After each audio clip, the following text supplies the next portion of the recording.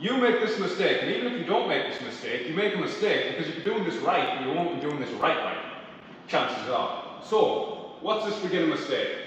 It's very easy, and people do it when they're shadow boxing, people do it when they're sparring, and the sparring is particularly bad, especially in a busy class. So first one is going back in straight lines.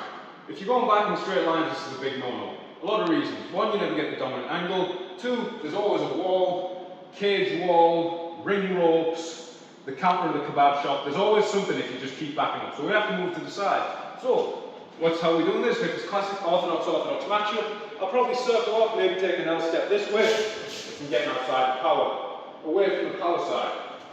Makes this angle where I can take to the side, away, and I've got an angle for a right straight calf kick.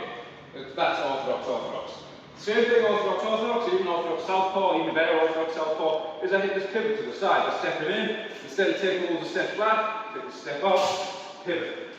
So, even in tight space, this is really good to practice circling around. But the next mistake, you might be getting off the line, getting off to the side, you take 2 steps back, you get off the side, you pivot, but you're not aware of your defense. We have to pay attention to something crucially important.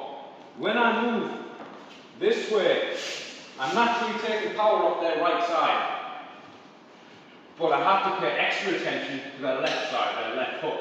So I might think I'm circling right, but if because I see a lot of beginners do this, adopt this slight head lean, hands front on my nipples, I'm a sucker for the left hook. I have to be massively aware of my defense on the side that I'm circling to. Circle to this side, keep everything tight. Don't overreach, because you're just making yourself more open and then you've got no counter. Just keep it tight. But pay extra attention and awareness to the defense on this side, because that's the shot you're moving into, so if you get hit by it, it's going to do more damage.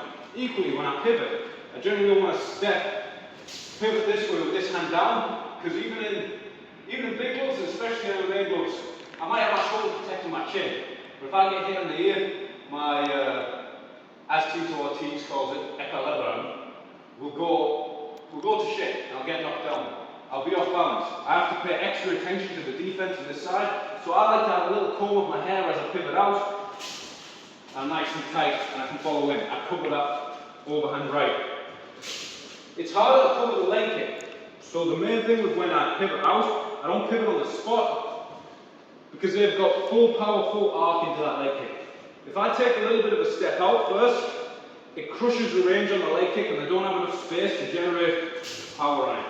So, first mistake, going back in a straight line. Rule of thumb, if you watch Anderson Silva's old instructional, he says this: no more than 2 steps back, and then you circle off, or pivot. Rule number 2, pay extra attention defensively to the side you're moving to. If I'm moving to my right, their left side becomes more dangerous.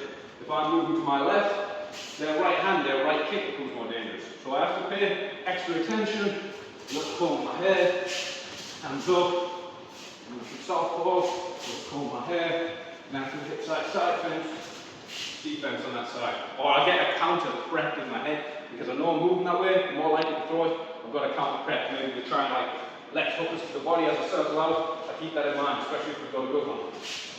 Boom. Peace, by some 41.